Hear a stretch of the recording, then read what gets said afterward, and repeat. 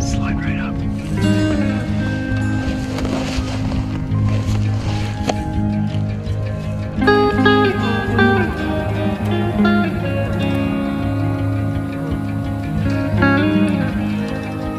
It's not the one we called up, is it?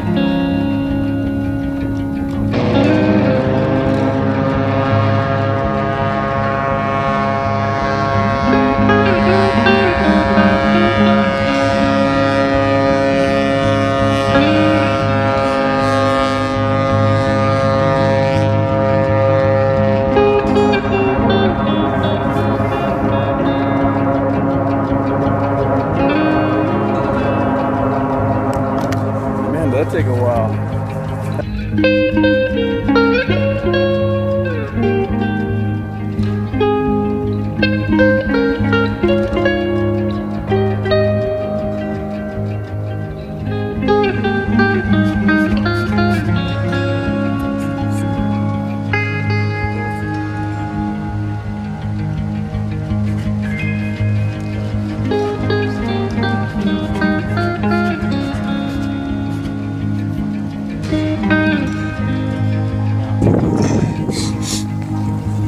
And this is how you come down.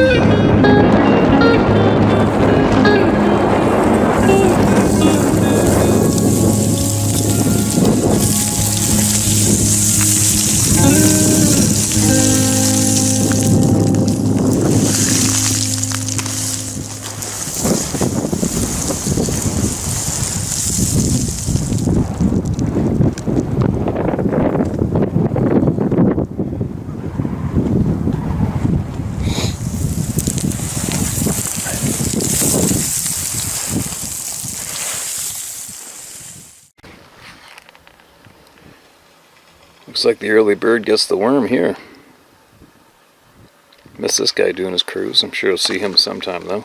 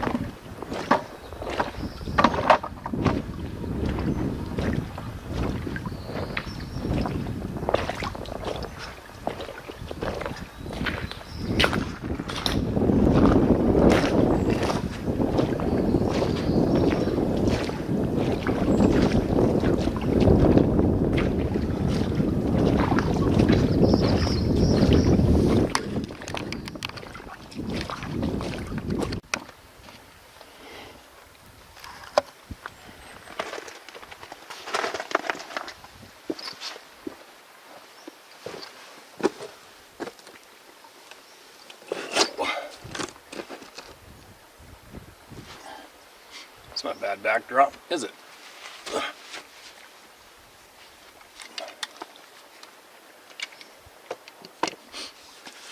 Pretty slow so far for what I'm trying to do. You have to warn me if a bear comes out behind me. Actually, last year I did this right here and a bear did come by behind me. I didn't know until later on, after I looked at the video. Seen a few bears today. Got my prawn trap set. But not the big old mature one I'm looking for, or two. And for anyone curious, yes, every single piece of meat is going to be utilized. That's why I'm doing it. And I try to hold out for the largest one I can as well, so that I can as well utilize the hide from it. A lot of guys, if they'll harvest a bear and they might lose their patience and not hold out for a big one, big old one, and they'll shoot a smaller one and they won't bother with the hide. They'll just toss it. I prefer to get a big, huge, old, past its prime, large bear, utilize the whole thing. But in the meantime, this is a good spot to get some emails shared. I'm going to try not to talk too loud. Well, your sound carries, although there's a good breeze. Now, I think a lot of these were, I had a little folder with a bunch of sent in comments. So I believe that's where these handful of shares come from the comment section on the YouTube channel somewhere. Emailed to me. It's titled Steve, I'm watching YouTube videos. First I saw them because I am and have been a lifelong hunter. Then I saw one on the subject of Sasquatch where he discussed bullying on a hunting forum. I really liked and appreciated your take on the subject, especially where you talked about hating bullies. I hate bullies too. I was a cop for 27 years, which kind of brings me to what I experienced last year in Barretts, Montana. B-A-R-R-E-T-S, Montana. As I said, I was a cop for 27 years. I approached things with open-minded cynicism. In other words, I like evidence. I want to be able to see it, touch it, feel it, test it, and then make my decision. Anyway, I retired from the department 3 years ago. I'm from northern Arizona. I've been around black bear, mountain lion, coyote, wildcat, and even a wolf. I've hunted most things in North America that can hunt you. I also worked gangs, narcotics for 20 years and worked around and against human predators that can and will see you hunt. I'm not, oh wow, I got service right here. I'm not given to flights of fancy or unreasonable fear. I'm not saying I was never afraid. You have to be an idiot to not be afraid when you're getting ready to breach a door, knowing there are armed men on the other side who would rather kill you than go back to prison. But I never let that stop me from doing what I had to do. That takes a big brass set to do that. So, I retired from my department just over 3 years ago, and after a while decided I needed a second career. I taught school for a semester and really didn't like it. And, on a fluke, my best friend and competitive shooting buddy said, "Let's go to truck driving school." So we did. My buddy and I drove as a team and spent all of last winter in the mountain states, seemingly running from Phoenix, Arizona, near where I live, to Shelby, Montana. We used to overnight in Barretts, Montana, at a Sinclair station that had a cafe, a small store, and parking for about 20 semis. It was a regular stop for us. So I am and was familiar with the area. We stopped this night and I was in the driver's seat and my buddy was sitting on the lower bunk in the sleeper. We had a movie on the DVD player and I was paying half attention to that and half attention to my laptop when I caught some movement past the driver's window. Bear in mind, this is a small facility and it is 100 yards from the freeway, but generally surrounded by a large field with 3 to 4 foot tall grass and thicket that goes right into foothills and mountains. I looked in the mirror and saw the biggest, presumed, man I had ever seen step behind my trailer, which was about 70 feet behind me.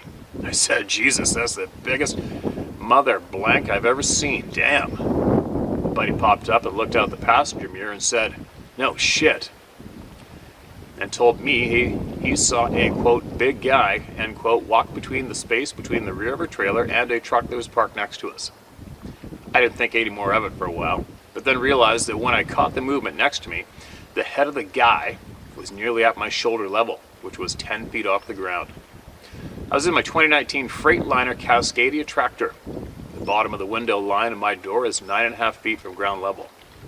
My cop brain went into assessment mode, and I thought, no, he couldn't have been that tall. There must have been a shadow casting on my window.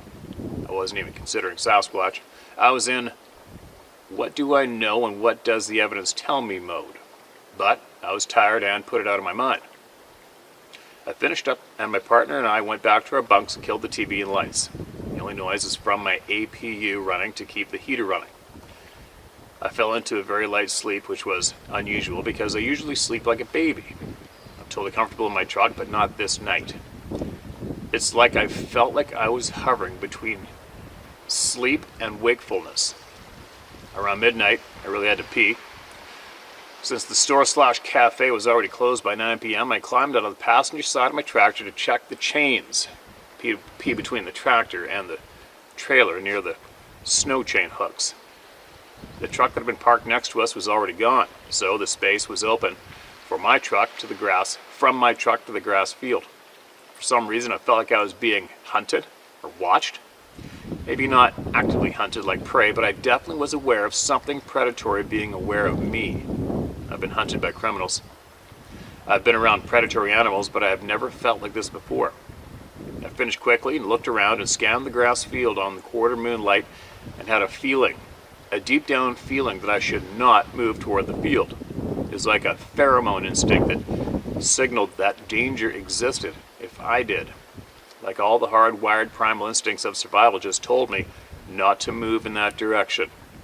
I then heard oomph. Not like someone hit someone in the gut, but just a low verbalization of oomph. I got back into the truck and locked the door. I felt like there was something out there that was dangerous, but only if I did something to trigger an aggressive response. I got back into my bunk and made sure that my Glock 10mm pistol was in the cubby by my head. Being a retired police officer, I can legally carry in all 50 states, but I also made sure 2 spare magazines were close to hand as well. One sec.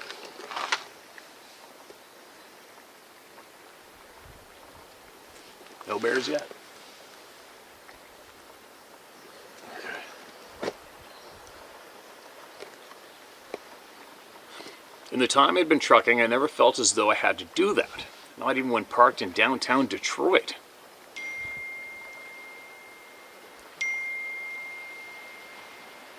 Hold on. Something was telling every fiber of my being that there was something out there that was, while not aggressive, it was dangerous. I tried to put it out of my mind and listened to a podcast while trying to go back to sleep. I slept a little bit, but I had a sense of foreboding. At 3 a.m., I sat bolt upright reaching for my Glock. I saw it, whatever it was, go by the front of the truck, this time in the space between the building and my truck. I moved out of my bunk to the passenger side window and only caught a faint and fading shadow moving into the darkness out of the faint glow of the low sodium lighting on the building 75 yards away. I was up now and there was no way I was going back to sleep. I got out my coffee maker and started a pot of coffee and got dressed. I still had 90 minutes on my electronic log before I could go back on duty and drive us out of there, but all I wanted to do was leave ASAP. I drank my coffee. I kept looking out the windows of the truck, but I didn't see anything else.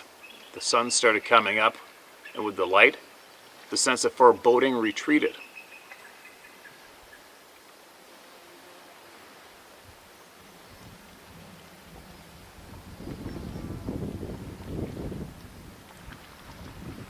I could see all around the truck, and the few other trucks parked in the lot, and out into the grass field and up to the building. My buddy asked from the top bunk why I was up so early. We literally had an extra day and a half more than we needed to drop the load we were hauling, so we had planned to do a 34-hour reset at Barrett's. I told him what I had felt all night, and he quietly said, "Me too." When the sun was fully up, I walked all around the places where I'd seen it. I was using my cop brain again and realized that the hard-packed gravel would hold no tracks, especially as cold as it was. I walked to the edge of the grass field, and while there was a trail, it was a game trail where I'm sure deer moved through, so there were no large footprints visible. When the cafe opened for breakfast, my buddy and I went in to eat a meal. We didn't cook in the truck microwave and tried to figure out what we'd experienced and seen. I am firmly convinced that I saw a Sasquatch. I took the known and the unknown and the puzzle pieces, put it into one logical assumption that could be made. At any rate, we decided to put a day of driving between us and Barrett's and get to a larger truck stop or terminal to do our 34-hour reset. End of story. And that wasn't from the comments. That was an email. Sorry, I was playing my phone last night, you guys, trying to organize it. Thanks for sending that, man. Appreciate it. And it's great that you said where, because if that happened to you guys there, the chances of that happening to somebody else are real high, right? Real high. And the chances of them following this channel, listening right now, is really high too. So we'll see if something else comes up from that. And it's got something else, right? Something else to see something like that. It doesn't sound much of a description to people listening, possibly, but when you're there and you see something like that, bingo, instant tattoo into your brain.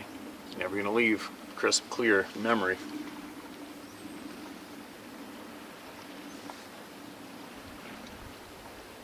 I feel like bombing around in the boat a little bit, maybe going to another beach and hiking, but this is a pretty cool spot to be.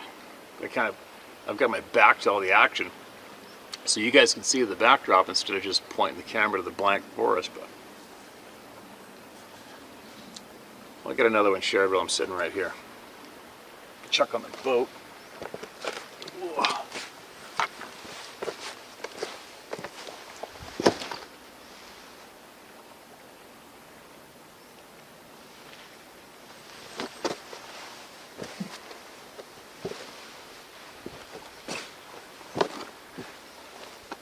Tide's changed. It's coming in pretty quick. I got the Zodiacs tied up pretty good on a long line.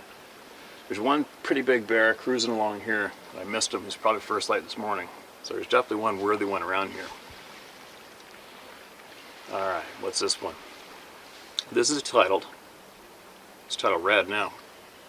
This is titled Native Sunset. Oh, this is a comment from a person on YouTube that calls himself Native Sunset 65.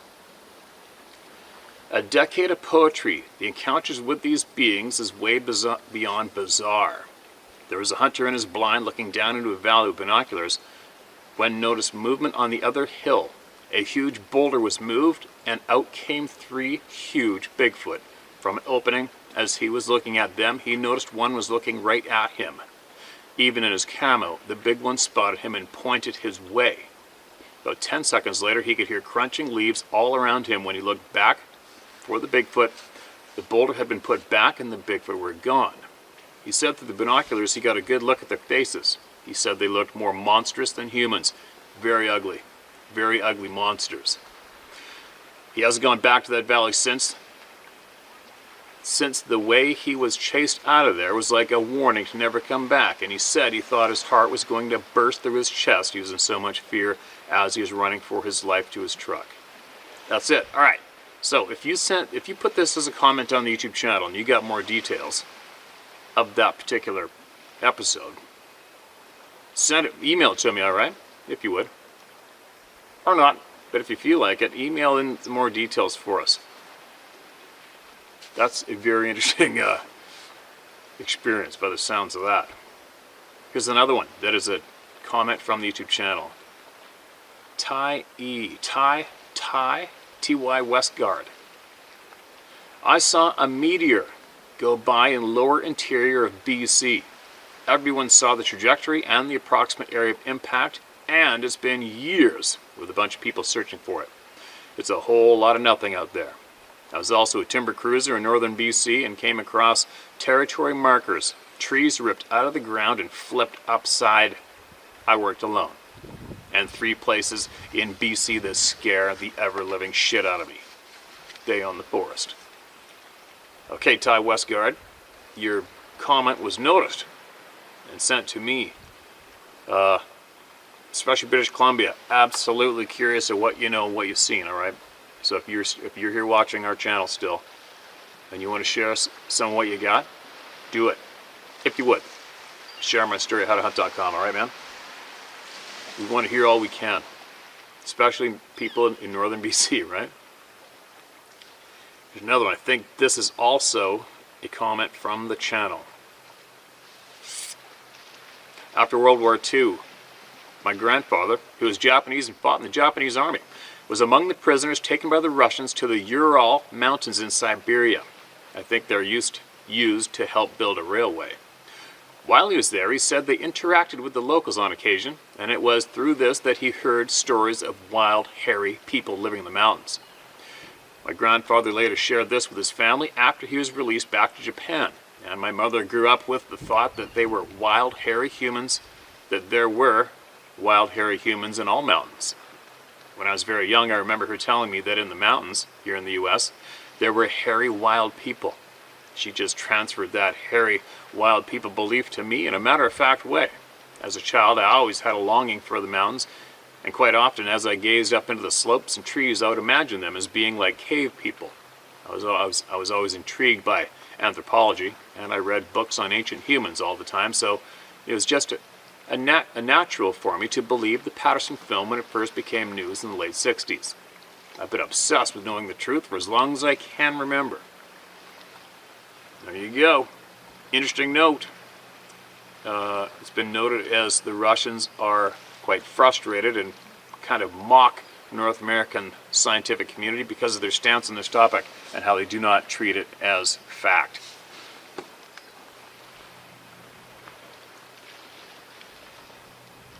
They don't treat it as fact publicly anyway. Who knows what goes on behind the scenes with those douchebags, right? Sorry, not sorry. It's the only words I got to describe the people that keep secrets from the people. Nobody in that position. Nobody gets to have that position. It frustrates me. How some humans think they have authority over others. Bugs me. Listen to this. Here's another one. Strange encounter in the forest. In February of '86, I traveled from Saginaw to Ravenna, Michigan, to visit a girl named Patty. I'd recently met while working on Mackinac Island. We read this. I remember that. I remember that one. Now, there's all sorts of... I think my iCloud backed up. Something happened. There's a bunch on here that I don't recognize. So I'll go to the bottom of this list on here. Steve, I appreciate your channel. And what are you doing? But along with your latest video of the man elk hunting and the being sniffing his neck, it brought to my mind a story a late friend of mine had told me about only after I had told him of my only encounter from '84 here in the Appalachian Mountains of northeast Tennessee, only 6 miles away. Anyway, my friend, a Vietnam veteran, and old enough to be my dad, often went to the woods to camp overnight by himself just to get away. One night back in the summer of '78, he hiked into the woods about a mile from the logging road he drove in on. He had laid out a sleeping bag, gathered wood, and started his fire for the night. He told me he had had a beer or two and ate a couple of cans of Vienna sausages. And around 10 or so, we fell asleep. He felt like it was sometime early morning when he was awakened by 2 massive hands that had grabbed him by the biceps, holding him against the ground, and simply began sniffing his face. He told me that the fire had gone out and could not make out anything as it was pitch dark. Whatever it was right in his face. He said he thought he was having a heart attack, and he couldn't move due to the pure fear. My friend estimated this went on for 30 seconds or so, but seemed like an eternity. He told me that whatever it was, its breath was so awful that he felt a strong urge to throw up in its face. But again, he couldn't because of fear. He told me of hair and its warm breath touching his face as it moved up and down, sniffing him in the neck and the face area. Okay, that wouldn't be terrifying or anything, right? After the 30 seconds of sniffing him, he said that the face slowly moved away from his face first, and as doing so, the hands slowly began to release his arms. He told me he just laid there the rest of the night and could not move. He told me he was absolutely motionless until the sun began to rise because he did not hear it leave. And, as one of your videos was titled, it ruined him. And it did. He never went into the woods at night, period. Or during the day alone again and unarmed. But, as he told me, it had me, and there was nothing I could do about it. I never knew this man to lie or even exaggerate the truth even a little. While he told this story to me, I could see his eyes water with fear, just as when he would tell the stories of Vietnam that affected him sometimes. I was his release valve to share things that bothered him, but for some reason, he trusted only me. Rest in peace, R.A.H., my friend's initials. Thanks again, Steve. Thank you for sharing his story with us. That's a terrifying experience.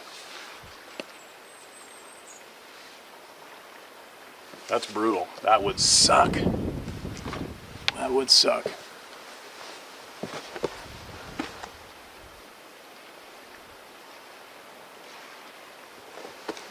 All right, the tide's coming high enough that my inflatable starting to move around a bit. The rock's pretty smooth there, but I don't want it to move too much and wear a hole, especially where I am right now.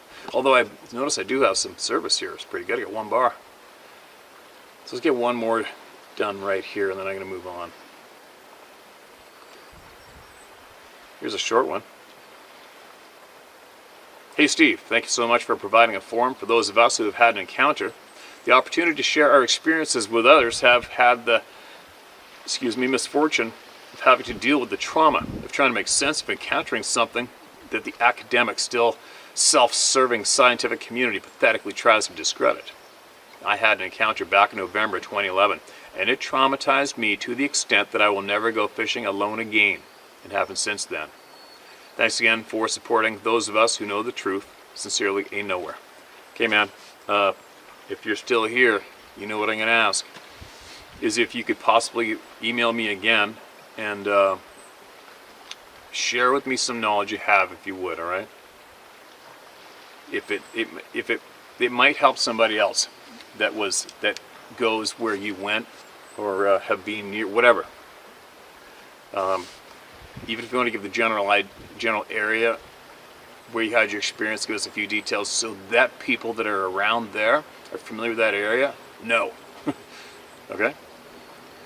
And I am fully agreed about the scientific community. It's kind of funny. Sometimes in some other podcasts, they've had people have had wildlife biologists to ask them their take on Sasquatch, and thinking that they may be some kind of an expert, have something known more than us, where you couldn't be farther from the truth. A wildlife biologist goes into school, repeat after me, memorize what I taught you, and pass the test, and they are not taught about these beings. Nobody is. No one is taught anything about these beings in any school, any university, any college. So why people seem to gravitate towards wildlife biologists to ask them, what's really up with Sasquatch?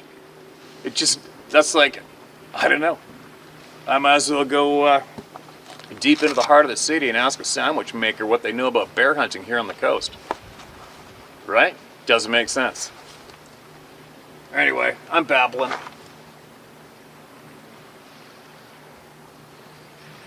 I'm gonna fire this boat up, get back in it, and go snoop around. And I'll take you guys with me. I'll be back in a bit.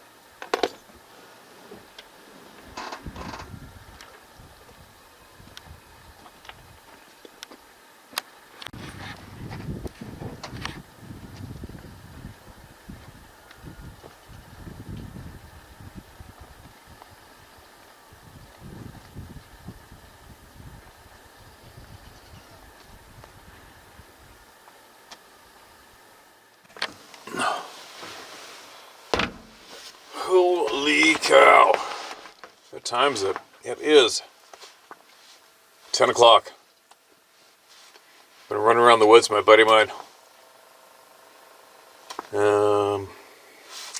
Doing whatever we could. Saw a lot of game. Saw a lot of country.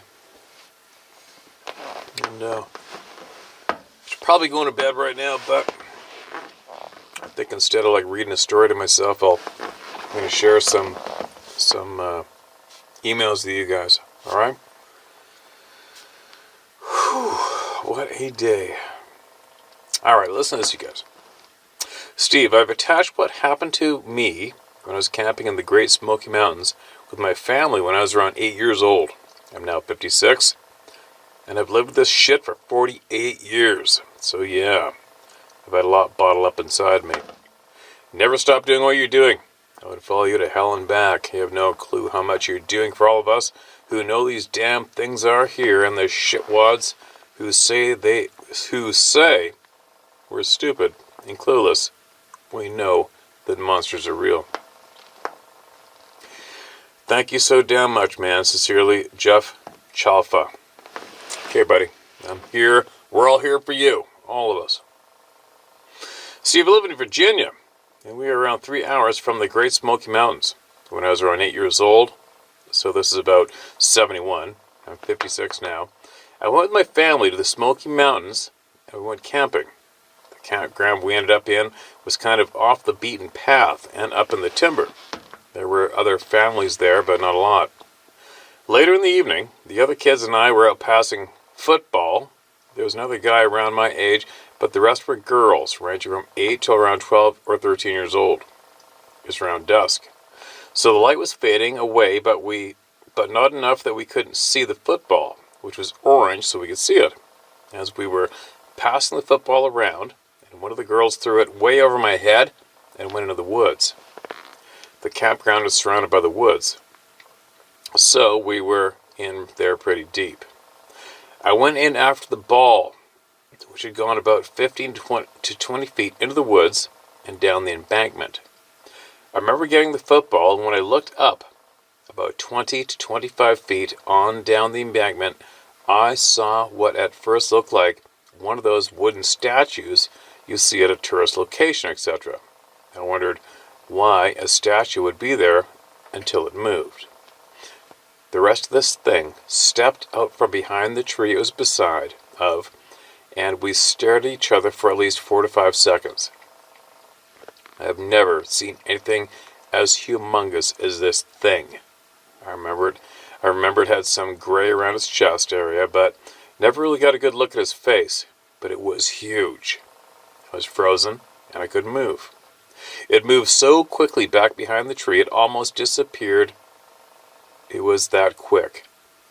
I ran as fast as I could back, and I told everyone that King Kong was in the woods. That's the only thing I can say that it looked like. The adults went and looked in the woods, but it was starting to get dark, and they told me I'd probably seen a bear. This wasn't a bear. This was a monster.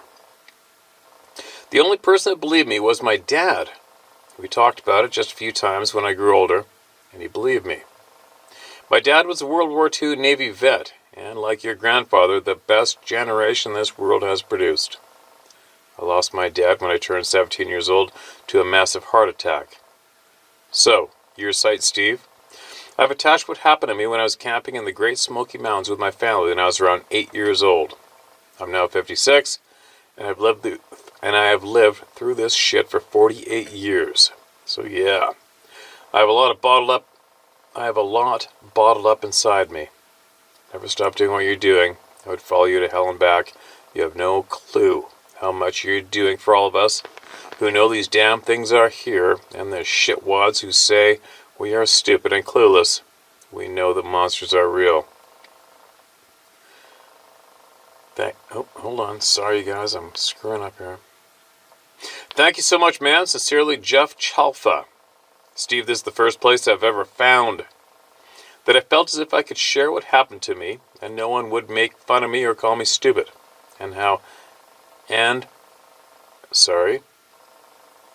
Would make fun of me or call me stupid. You know, fuck those people. That's exactly how the hell I feel about it. I've dealt with the people that ridiculed me and said I was full of it, or I didn't know what I saw.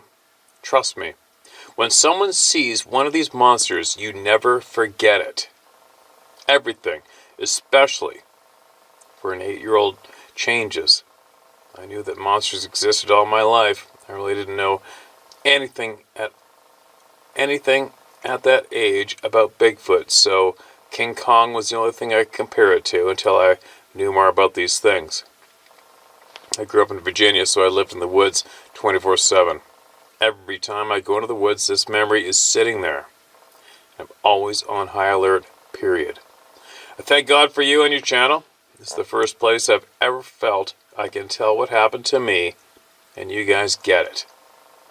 Damn, man, I have tears in my eyes because I have lived with this all my life. Anything I can ever do, please let me know, and thank you, Steve, for everything you're doing. Sincerely, Jeff Chalfa. Jeff, I am so frickin' relieved for you that you could find us here and share with us what you know. All right, man? And you know you're not alone, right? You know you're not alone. So many people find relief here, right? So many real people find relief with the real people. God, it sucks that we're not taught about this shit for real. Man, I'm so tired, you guys. I think it's 10:15. And I have been running around the coast on the boat in the mountains since I think about 7 in the morning straight. But I'm going to keep going. Why not, right?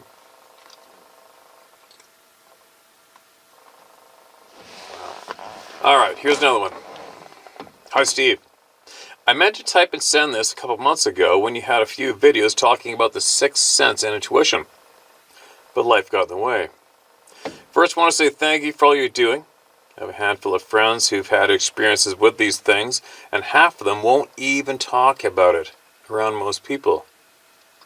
Changing the culture towards recognizing these things is the only way to fix that and give honest people the space and time to tell others what they've experienced. Anyways, my wife and I are from Nebraska, and aside from my buddy's drunk dad swearing he'd seen one in Ulysses N.E. as a kid, and he was never one to lie, the topic of Sasquatch didn't come up much. I believe they were real, since first seeing the PG film as a kid, but most people I knew didn't. Regardless, I'd never had a reason to believe I'd been anywhere near these things. My wife and I got married September of 2011, and being young and having not much money, we took a 5-week camping honeymoon from Nebraska to Bellingham, Washington and back. We camped in national forests, mostly off old logging roads, and by the time we got to Washington, we'd been roughing it for a while. We passed through Leavenworth, Washington, late in the afternoon on our way west, and turned down a logging road somewhere outside of Coles Corner in the Okanagan-Wenatchee National Forest. The sun was getting low, so we wanted to make camp quick. We found a spot with 4 or 5 little turnouts and old fire rings all within 500 yards. But it didn't look like it had seen much use in a while. We pulled off on the best looking one. There was a clear stream running right beside it, and plenty of old firewood someone had left behind at some point. As soon as I got out of the car, I got this intense, sinking feeling. A cross between nausea and knowing that something was watching me. The nausea passed pretty quick, but I felt eyeballs burning into my back from then on. I didn't say anything to my wife, didn't want to freak her out, and started making camp. Right before dusk, she went on a little walk up the road to stretch her legs. I climbed up the embankment opposite of the creek just to look around. The feeling that I was being watched only increased up there, along with a sense of foreboding, until I felt I couldn't or shouldn't go any further. We made dinner and cleaned up, got a small fire going.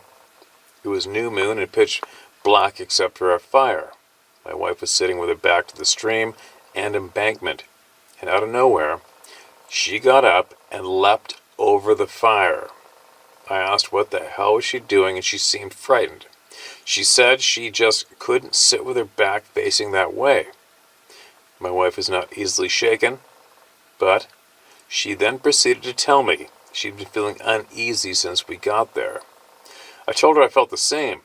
At least we were on the same shitty page at this point. We watched the fire a bit longer, and then crawled into the tent and passed out. Excuse me. Maybe an hour later, after falling asleep, I woke up to my wife slamming her fist into my chest. It was strange. Normally, this would have startled me for sure, but I woke up with the most intense sense of dread I've ever had. I felt half paralyzed. She started telling me about a dream she just had where there were big hands outside the tent reaching around, maybe looking for the zipper. She was almost in tears, and I couldn't figure out why I was still filled with dread. Just then, we heard 2 heavy footsteps, maybe 15 yards from our tent. I felt frozen. We listened for more, and maybe 30 seconds later, we heard 2 more steps from the same direction. Then something lightly tapping on our car. The 2 more steps. For some reason, I had thought I should bring our axe in the tent with us, something I hadn't done till this point. And since we didn't have a firearm in the tent, I grabbed the axe. I worked up the nerve to unzip the door and look out. The fire had burned down to dim embers at this point, and my headlamp was a piece of shit. I scanned around quickly but could see nothing. We were so freaked out, we broke camp in the dark and headed down the road until daybreak.